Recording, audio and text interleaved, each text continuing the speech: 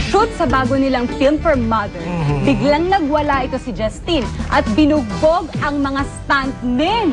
My gosh, ang cheap ha! May bago siyang girlfriend pero hindi natin kilala kung sino! Baka family lang talaga ang nakakaalam ng mga detalyeng ito. It's about time that you make a little family intervention. Siguro tuwang-tuwa kayo ngayon, ano? Na ikakasal ng anak ninyo, no? Kakasal na si Justin? My God, what's happening? Hindi nila alam na ikakasal na si Justine. Exclusive ito! Sino talaga itong babae to? Alamin mo nga, sabihin mo talaga sa akin, gusto ko malaman sino to! Sing-sing ah. Sing-sing! Magparamdam ka, Sing-sing! Sing-sing! Ano ginagawa mo? Di ba sinabi ko tigilan mo na yung sing-sing na yan? Akin na! Akin na! Huwag ka makulit. Dito sila. Kakausapin ko talaga ito. Saan kayo? Nakita ko, pumasok lang mo. Mag-roll ka na, mag-roll ka na. Sino itong babae to? Ito ba'y pakakasalan mo?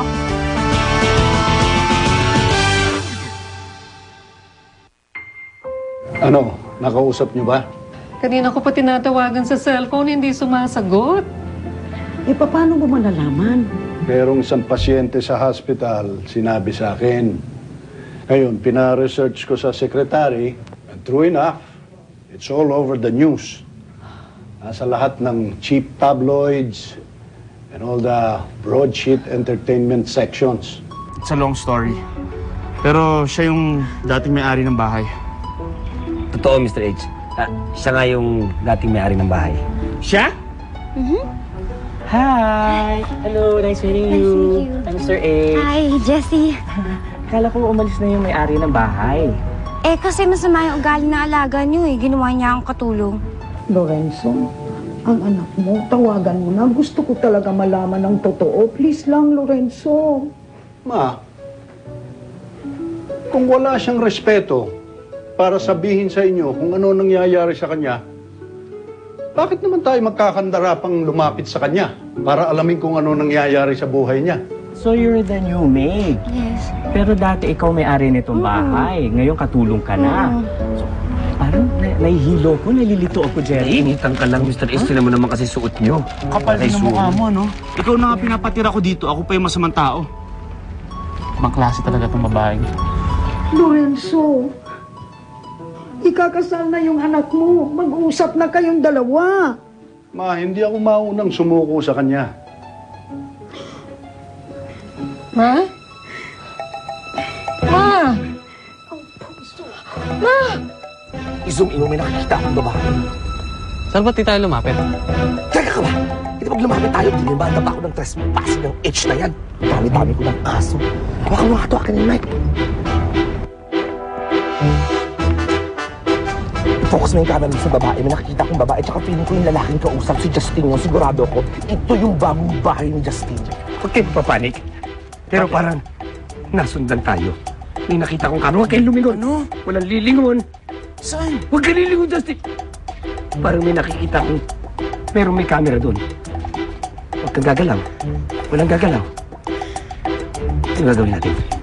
Kayo naman kasi pumunta-punta kayo dito nang walang abiso. Yan ang hinihintay ni Chiki, matuntun ako. Okay, guys, Justin.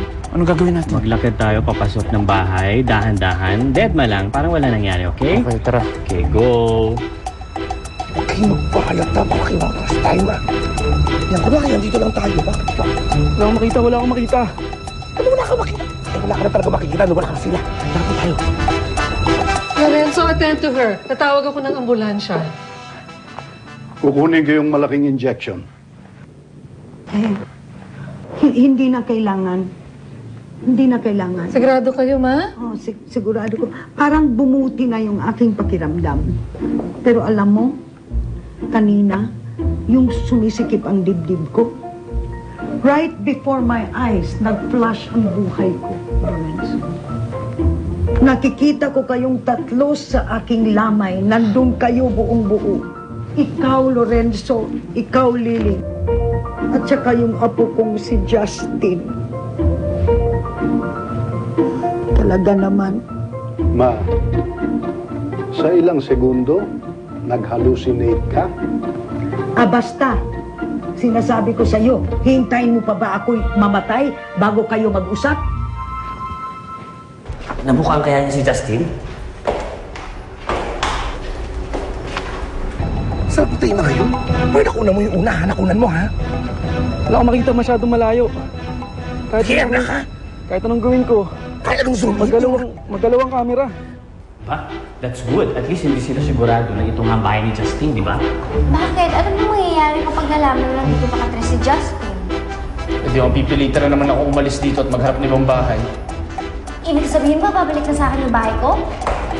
Ibig sabihin, ibibenta ko tong bahay na to at maghahanap ka ng bago mong matitirahan.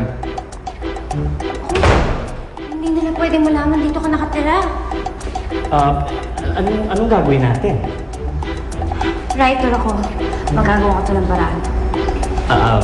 Teka, sandali ah. Dati ikaw may-ari na itong bahay, tapos maid ka ni Justin ngayon. Ngayon, writer ka pa? Nalilito talaga ako. Sino ka ba talaga? Isa siyang sakit sa ulo. Ang titigas talaga ng ulo ninyo. Ikaw pareho ka ng anak mo. Nagpapataasan ng pride na hindi ko naman maintindihan. Ano bang gusto ninyo? Mag-iintay pa kayo bago magkumbaba? Doon sa lamay kayo magbuo ng pamilya? Lilin, kunin mo na ngayon damot ko. Nagsisikip na naman ang dibdib ko eh.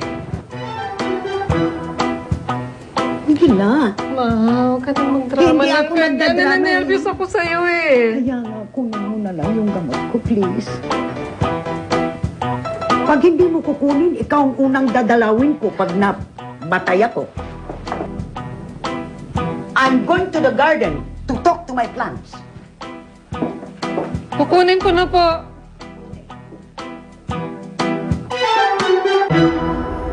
Alam ko na! Bagay ba silang dalawa? Ha?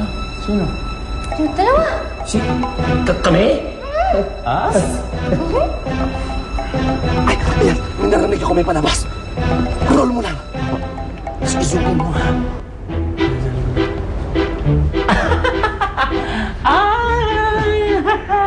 So, sweetie, Yes? sa'yo ba talaga itong bahay na to? Of course! This is my rest house.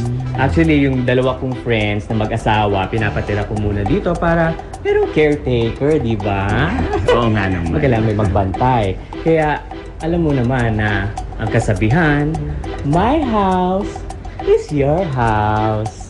Thank you. Di ba? Sweet. So, dito tayo maghahabulan, dito tayo magpipitik bulag, dito tayo maglalaro. Alam mo na, di ba? At least malayo tayo sa mga usok, sa city. Dito fresh. Yeah. Ang sweet mo talaga. Ay, talaga naman. Kaya, kiss me. Kiss you? Yes. Pwedeng mamaya na, Mr. H.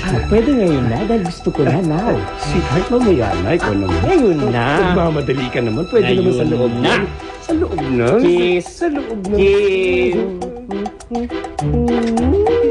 Nakakagiliti ang bigote mo. Mr. H, ipasok mo muna ako. Ihiga mo ako. Nahihilo ko. Nasusuka ako. Okay. Ano gusto kong mahiga tayo? Let's go. Oh my